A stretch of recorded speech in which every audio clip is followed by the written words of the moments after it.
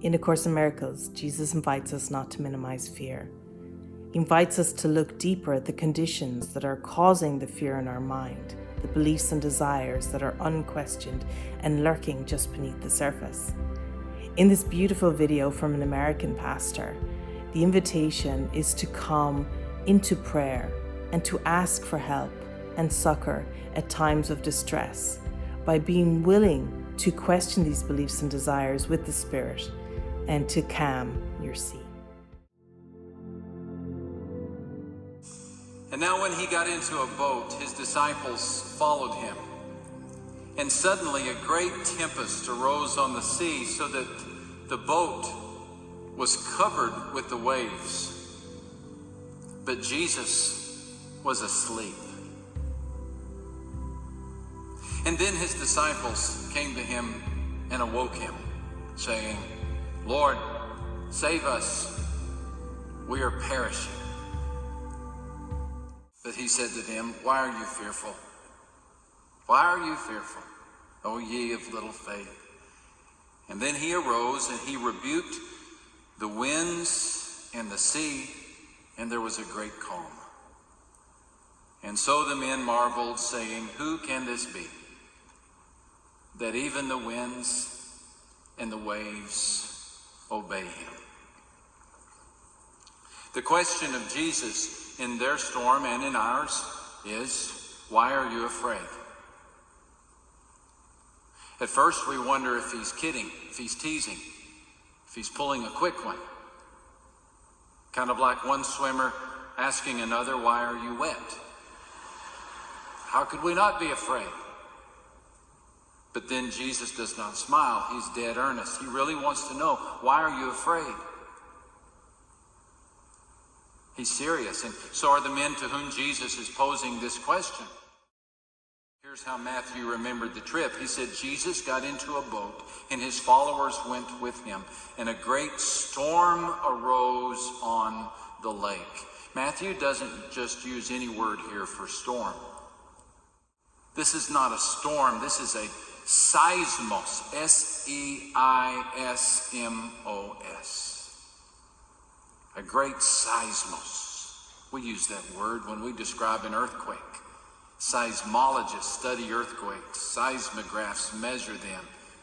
And what Matthew remembered from that Galilean storm was the shaking of the boat and the shaking of the water and the shaking of the horizon. And surely he was shaking in his sandals as he remembered the storm. He only used that word 2 other times in his gospel. Once to describe the shaking of the earth at the crucifixion of Christ. Once to describe the shaking of the earth at the resurrection of Christ. Once to describe the forgiveness of sins, and once to describe the defeat of death. And now he uses it to describe the way Christ can conquer our fears. Sudden fear.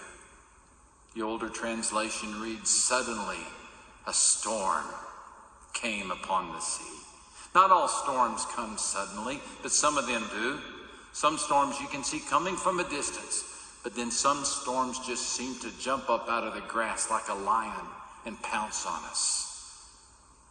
And Matthew seems surprised, for he writes, Jesus got into a boat and his followers went with him, and a great seismos arose on the lake so that the waves covered the boat.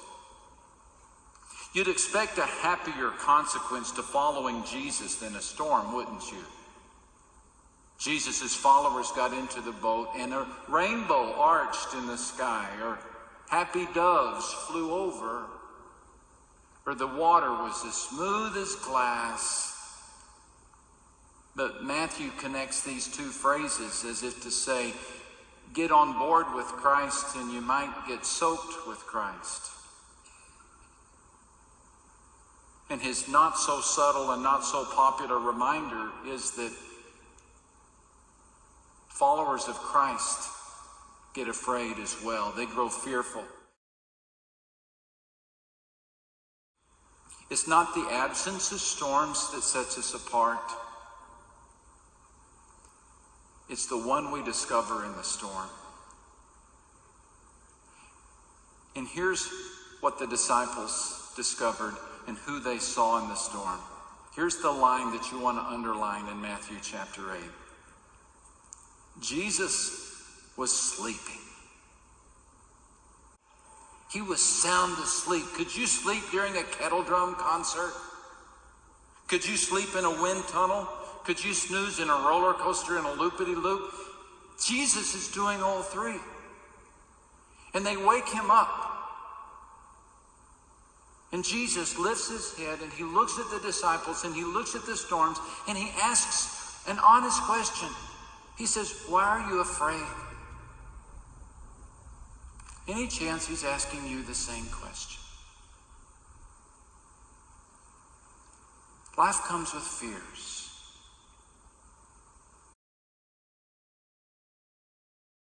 Fears of tomorrow, fears of failure,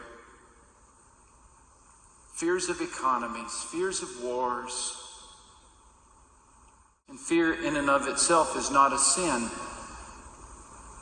but mismanagement of fear can lead to sin.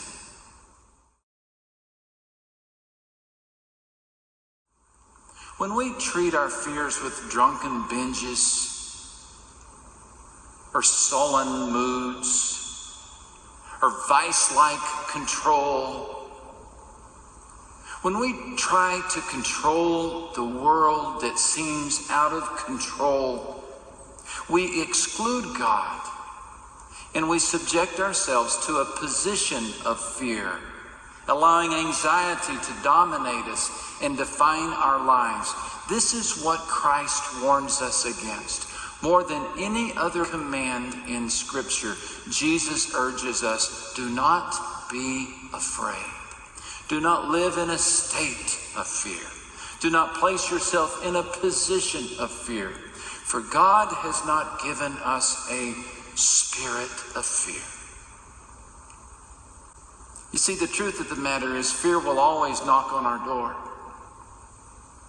But the truth of Christ is we don't have to open it. And when fear knocks on your door, don't invite it in for dinner. And for heaven's sake, don't invite it to spend the night. Fear will always fill the world, but it doesn't have to fill your heart. When I was 6 years old, my dad let me watch the movie Wolfman with the rest of the family. Boy, did he live to regret that decision.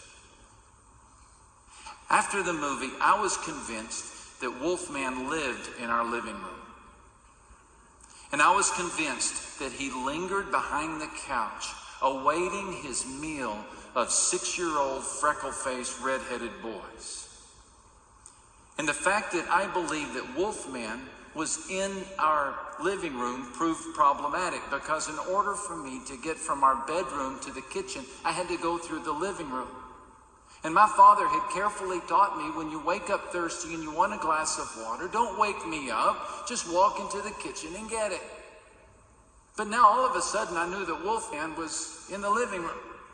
And I can vividly remember stopping on the threshold of the living room entrance several times, several nights in a row, thinking, I'm not going in there. And I would turn and I would go into my father's bedroom and I would wake him up. Just like Jesus, he was asleep in the storm. And I would shake him. And he would open a sleepy eye and he would look at me and I'd say, Dad, I'm afraid. And he would say, what are you afraid of? And I'd tell him about Wolfman. And he would sigh and climb out of bed and say, all right. And I can remember grabbing a hold of his tank top t-shirt as he would walk right through the living room, no fear whatsoever. And I would stand in the kitchen next to my father drinking that glass of water, and I would look at him and think, what kind of man is this?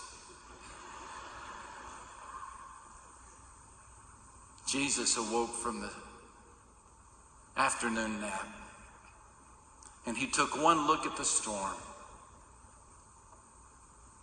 and he rebuked it. Jesus got up and gave a command to the wind and the waves, and it became completely calm.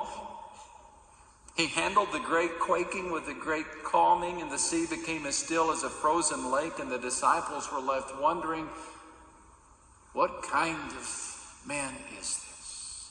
Could it be that God views your fears the way my father viewed my wolfman angst?